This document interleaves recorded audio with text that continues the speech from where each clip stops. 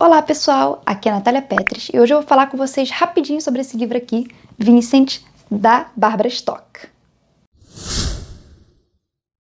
Esse aqui foi o meu segundo recebido da parceria com a LPM, só que dessa vez fui eu que pedi esse livro aqui. Bem, esse livro aqui foi vencedor do prêmio holandês de melhor autor de HQ de 2009. No caso foi a Barbara Stock que escreveu esse livro aqui. Gente, eu peguei e li tudo hoje mesmo e hoje mesmo eu já tô gravando esse vídeo aqui porque eu gostei muito dessa HQ aqui. Sério. Ela é diferente daquela outra que eu falei na última resenha da editora LPM, vou deixar aqui. É um pouco diferente porque aquela tinha um formato maior e as folhas eram tipo um plástico assim, né? Os desenhos eram bem nítidos, as folhas tipo um plástico. Essa aqui os desenhos também são bem nítidos, é claro, como vocês podem ver. Mas a folha é um papelzinho mesmo. Ela é bem áspera e é um papel. Tem cheiro bem forte de tinta, igual a outra. Isso aqui é uma terapia para os nossos olhos. É só desenhos lindos, olha, imitando os desenhos de Van Gogh. Eu, particularmente, sou fã das pinturas do Van Gogh. Acho lindas, sempre achei, né? Inclusive, a capa do meu Kindle foi até ali pegar, para vocês verem que a capa do meu Kindle é uma pintura do Van Gogh. Esse livro, ele só conta mesmo a história da vida do Van Gogh, assim, de forma resumida, né? É uma HQ, uma história em quadrinhos, que vai contando aos poucos a história da vida dele, mais especificamente de quando ele se muda, né, para Arles, no sul da França, se eu não me engano, para poder pintar. E aí, tudo que acontece lá nessa época. Bem, o Van Gogh é holandês. Então ele vai lá para o sul, pelo que me parece aqui, para ter mais ideias, para poder encontrar novas paisagens. Ele fala que gosta muito do sul porque lá tem muitas cores. São cores diferentes para ele pintar. E ele produz muito, assim, ele produz bastante quadros, né?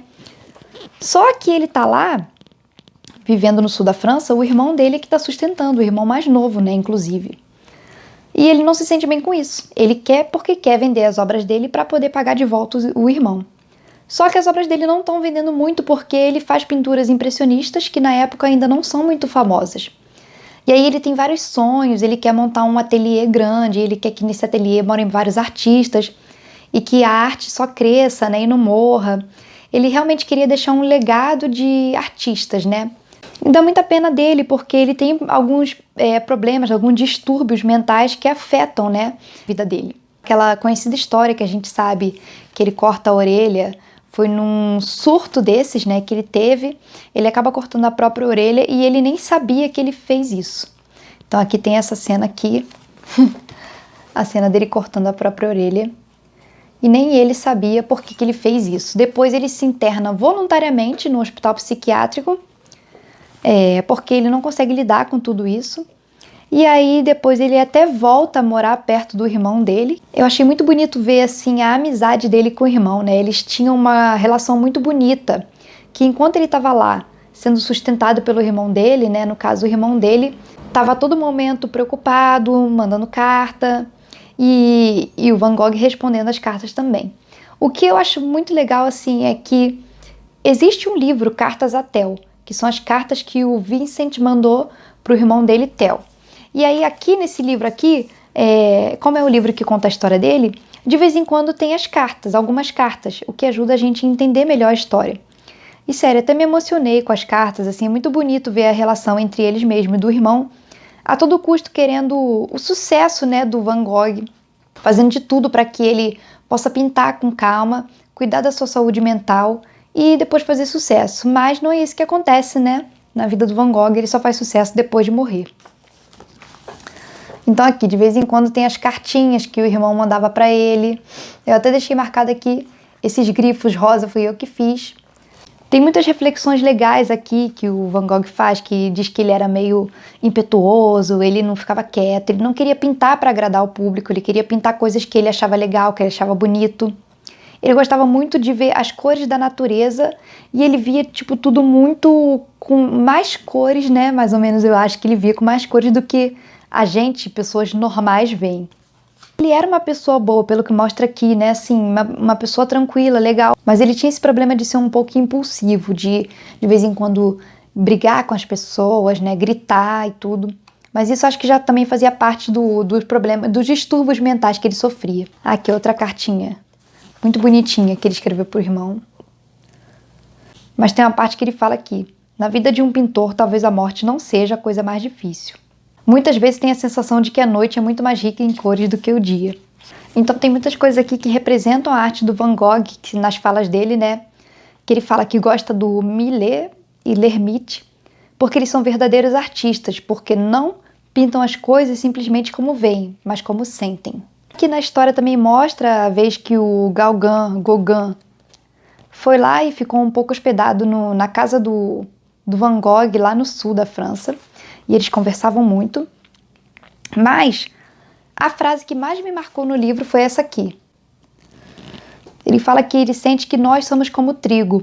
Sinto como se a história do homem fosse a história dos cereais. Se você não é semeado na terra para germinar, o que importa? Você é moído para ser transformado em pão. A diferença entre a prosperidade e a adversidade, o bem e o mal, o bonito e o feio é relativa demais. Aí ele fala: precisamos nos resignar com o fato de que crescemos como uma planta sem condições de nos mover como nossa imaginação muitas vezes deseja. E quando estamos maduros, somos ceifados como trigo. A história então conta a partir da época que ele se muda para o sul da França até quando ele, infelizmente, se mata. Então nessa última cena aqui eu até me emocionei, que ele vai pintar, né, um quadro. Ele foi para o meio do mato pintar um quadro e acaba dando um tiro nele mesmo. E alguns dias depois ele morre.